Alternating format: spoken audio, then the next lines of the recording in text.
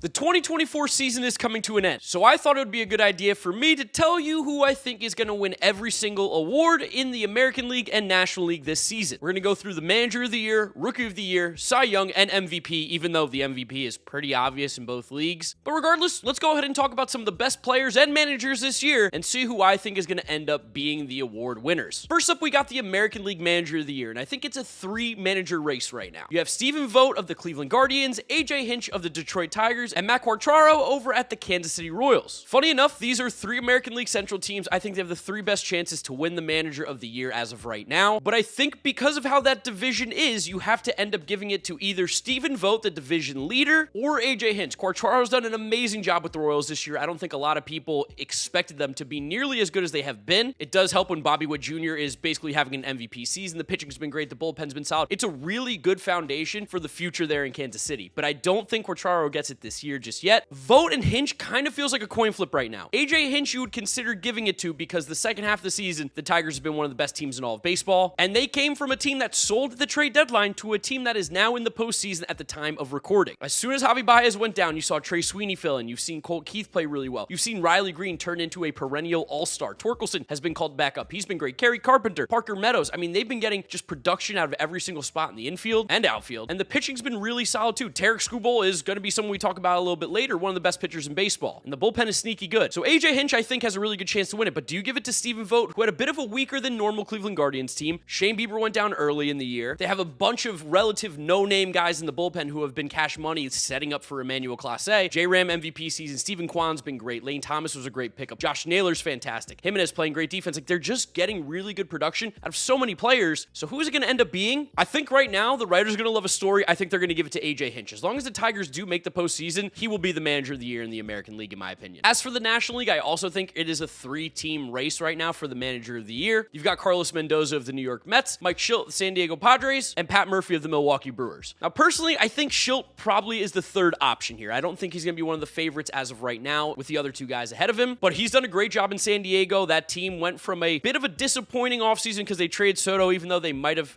weirdly made their team bet. I don't know. It's confusing, but they're really good. Like, that's a team you don't want to run to the playoffs. I don't think he gets it. Pat Murphy has a really good shot because, myself included, a lot of people were down on the Brewers this year, didn't think they were going to have what it takes to win the National League Central with other teams getting better and just the Brewers kind of stuttering the last couple seasons, but they dominated start to finish. They had an amazing year. He's gotten a ton out of his players and his pitching on a roster that's not necessarily loaded with names. But of course, Carlos Mendoza of the New York Mets might be the favorite right now. If the Mets are in the postseason, Carlos Mendoza will be the Manager of the Year. If they're not, it will be Pat Murphy. That's kind of the conversation. This Mets team was not expected to make the postseason. Personally, I thought they were going to be around 500 this year, maybe a few games above, maybe a few games below. But they've surprised everyone. Francisco Lindor MVP season, Mark Vientos breakout. The pitching has been phenomenal. Like, the starting pitching has been so good with Sean Manaea, and I know Sevy stuttered a little bit recently, but he had been really good all year long. We're not in the spot we are as the Mets without Luis Severino and Manaea. So I think if the Mets make the postseason, Carlos Mendoza is the Manager of the Year. If they don't, which is getting a little bit murky right now, don't love what's happening in Atlanta, Pat Murphy is the clear and obvious second choice. Both of these guys have done incredible jobs in their first year. Now we move on to the American League Rookie of the Year, and I think this race is a little bit more wide open than it's being led on. But first, I want to give a quick shout out to today's sponsor, SeatGeek. The postseason is just around the corner, and SeatGeek is giving a special offer to my viewers because you guys use my code so much. Giraffe10 is a special code that gives you 10% off your order, whether you're a first-time buyer or not. Basically, nobody else gets this discount, so make sure you use it. And SeatGeek is the official ticket marketplace of Major League Baseball, so they've got you covered for all your ticket needs, especially when it comes to the postseason. And if maybe your team isn't in the postseason, they still have over 70,000 events every single day that you can buy tickets to on SeatGeek. That includes concerts, other sporting events, festivals, and so much more. SeatGeek also wants to make ticket buying as easy as possible for you. They put tickets from all across the web into one place to make sure you're getting a good deal. Plus, each ticket is rated on a scale of 1 to 10. When you see tickets with a rating closer to 10 or green dots, that means it's a good deal. You should buy those tickets. If you see tickets lower with a red dot, that means avoid those. Not a good deal. So again, don't worry. I've got the hookup for you guys. Use code Giraffe10 for 10% off your order at SeatGeek with a max of $25 off. All you have to do is sign in or sign up, go to your account, and under promo codes, type in Giraffe10. That's 10% off any purchase at SeatGeek using my code Giraffe10. Thank you to SeatGeek for sponsoring today's video. Let's get back to it. There's a bunch of names that I think should be considered, but realistically, Basically, there are three at the top right now that are the betting favorites, that being Luis Gil, Austin Wells, and Colton Cowser. I'm not sure why Wilyer Abreu's not getting enough love. He has better numbers than Colton Cowser, has had a really good year, has better numbers than Austin Wells, debatably at the plate, and he's the fourth best option in terms of betting odds. I'm confused as to why Wilyer Abreu's not getting nearly as much love as some of these other candidates. Some guys that are not going to win it, but I think deserve more talk. Mason Miller, arguably one of the best closers, relievers in all of baseball. Cade Smith, the best reliever not named a closer in all of Major League Baseball, and he's a rookie this year. He's been disgusting. Look at his numbers, and his counterpart in that Cleveland bullpen, Hunter Gaddis as well, has been phenomenal. Guys who won't win it, but I wanted to give some shine to in today's video. I think because Luis Gil, as a pitcher on the Yankees team, winning the division, he's like a 3.2 ERA in like 140, 150 innings this year. He's going to win the Rookie of the Year, in my opinion. It seems like the easiest choice. Cowser and the Orioles have kind of stuttered down the stretch. Austin Wells was really hot at one point. He's having a great year. I just don't think he's better than Luis Gil in this season as a rookie. Again, I think Wilyer Abreu should realistically be the number 2 option, but the betting odds say Luis Gil, and when you do look at his numbers, it is hard to argue with the fact that this guy as a rookie has a low 3 ERA on one of the best teams in baseball. So Luis Gil, American League Rookie of the Year. Now, as for the National League Rookie of the Year, I personally think it's pretty obvious who it should be, but there's more conversations being had about whether it should be Paul Skeens or Jackson Merrill. Which one would you guys choose? You can let me know in the comment section down below. I'll tell you my pick here in a second, but first, I do want to give a shout out to Jackson Chourio because he's had a phenomenal rookie season at 21 years of age. He's just a really, really talented player. Went off in the second half, looked great. The Brewers got a star in the making there. And Shota Imanaga of the Chicago Cubs, he's weirdly in the Cy Young conversation more than Paul Skeens, but is less in the Rookie of the Year conversation. Make it make sense. A lot of these awards are narrative-based at times, but a guy like Shota definitely should receive some recognition because, again, if we're going to talk about him in the Cy Young vote, he's got to be mentioned in the Rookie of the Year. But the big conversation here is between Jackson Merrill and Paul Skeens, both of them having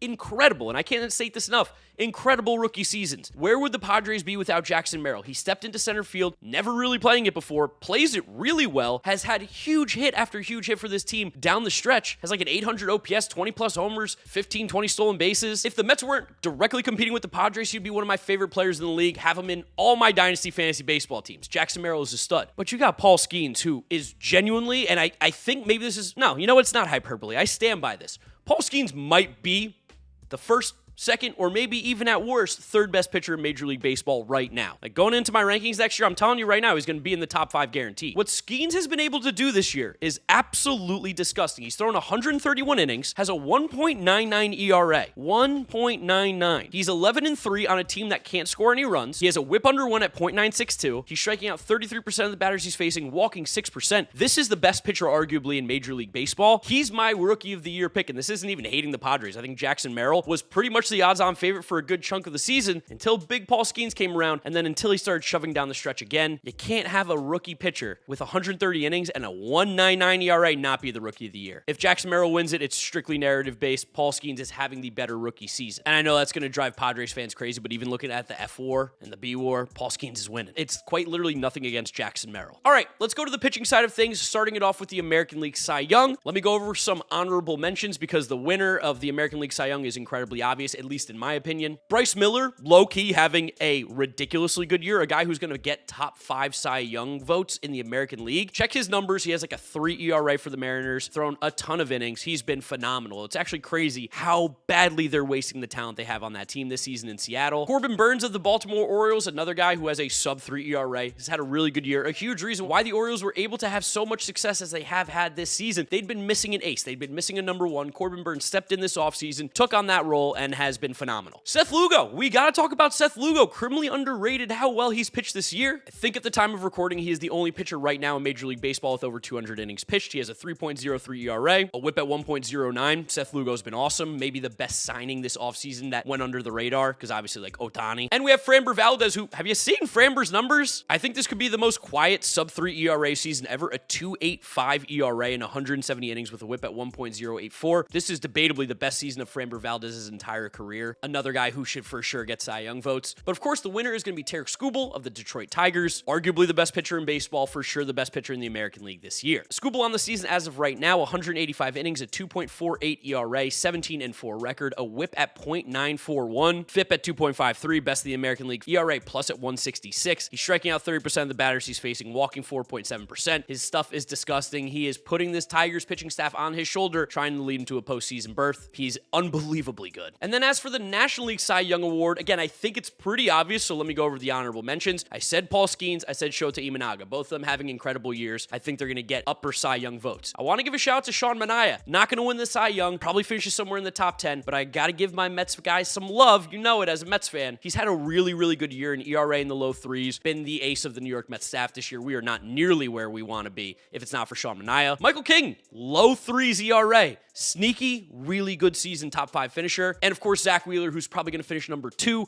Incredible season. This guy is going to be the king of just missing out on Cy Young awards. Maybe the best pitcher in baseball. Got to be at least the most consistent. Zach Wheeler has done it again. Going to be getting close to 200 innings this year with an ERA below 3. He's disgustingly good. Like, imagine having a 2.5 and a whip under 1 and not winning the Cy Young. Reason being is because Chris Sale is going to win it. He's going to win the pitching triple crown. He's 18-3 this year in 177 2/3 innings with a 2.38 ERA, a whip at .103, a FIP at 2.09, which is disgusting. ERA plus at 175. Those are both major league highs. He has a major league high in K per 9, hits per 9, home runs per 9, whatever it is. He's leading almost every single category. And a 32% K rate with a 5% walk rate is disgusting. Chris Sale has been the statistical best pitcher in Major League Baseball this year. He deserves to win the National League Cy Young, and it's not even close, which is crazy because Zach Wheeler's year is so good. But it's clearly Chris Sale. And then last but certainly not least, we have the American League and National League MVP. Now, we know who's going to win, but I want to give shout outs to some guys again. Jose Ramirez having a criminally underrated year again. Yes, the OPS is not near the 1,000 level like the next two guys I'm going to mention, but he's going to put up some crazy numbers that are just going to go so under the radar. Jose Ramirez has a chance to be a 40-40 guy this year. In almost any other year, you win the MVP, but because of the 3 guys in front of him, he might not even finish in the top 3. 37 homers, 40 stolen bases, 851 OPS, 112 RBIs. Stud. Bobby Witt Jr. Bobby Witt Jr. is having an MVP caliber season, but of course, he's not going to win it. 32 homers, 988 OPS, 108 RBIs, 30 stolen bases, a batting average at 334. Like, what is there not to like about Bobby Witt Jr.'s season? He's also incredible in the field. And then, of course, you have Juan Soto, teammate of Aaron Judge, who's eventually going to win the American League MVP. Soto's maybe having the best season of his career, 40 homers, 100 RBIs, 990 OPS. But none of it compares to Aaron Judge, who's got 56 home runs at the time of recording, an 1154 OPS, 138 RBIs. I mean, these numbers, they're comical. They're comical how good Aaron Judge's numbers are. If you vote for anybody else besides him for the MVP, you're crazy. I don't know how you could pick anybody else. And Bobby Witt Jr.'s that good and Juan Soto are, but it's Aaron Judge. And then, of course, in the National League, it's Shohei Ohtani. He's stolen 50 bases, hit 50 home runs. I mean, he's not from this planet. Literally, I actually am starting to think he's not a human being. 53 homers, 55 stolen bases at the time of recording, a 1023 OPS. He's going to be the first DH to ever win the MVP. But we got to give some love to Francisco Lindor, who had a legit shot at one point, and then Ohtani was like, I'm not from this planet. Lindor got hurt. Lindor's not going to win it, but I think he finishes in the top 3. He's been so incredibly important to the New York Mets defensively and offensively, has been one of the best players in baseball. And then Ketel Marte as well, who has been criminally underrated his entire career, going off in Arizona this season. 35 homers, 93 RBIs, and OPS at 938, hitting near 300. He's just continuing to be that franchise player the Arizona Diamondbacks got. It's just a shame that he got hurt. It pushed him back a little bit, but he still has an incredible year. And of course, Ohtani's MVP. So there they are, my predictions for the 2024 MLB Awards. I want to know who you guys think wins it down in the comment section below. Give me your thoughts. Give me your opinions. Give me your predictions. Did I miss anybody? Let me know in the comments. Drop a like on the video if you did enjoy it, as well as subscribe to the channel so you don't miss out on any of the content. I don't know why I'm so bright. It looks crazy, but at least it's at the end of the video. Thank you guys so much for watching. You know the drill from here on out. YouTube recommends you watch this video. This is my most recent upload. Click through those if you have not yet seen them. Thank you guys for watching, and I'll see you all on the next video. Bye.